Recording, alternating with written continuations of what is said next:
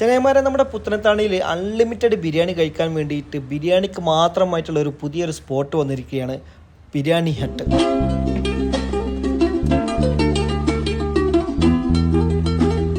നല്ല ആവി പാറുന്ന ബിരിയാണിയും അതുപോലെ നല്ല രുചിയും നല്ല മണവുമുള്ള ഒരു കിടിലൻ പ്രീമിയം ക്വാളിറ്റി ബിരിയാണി.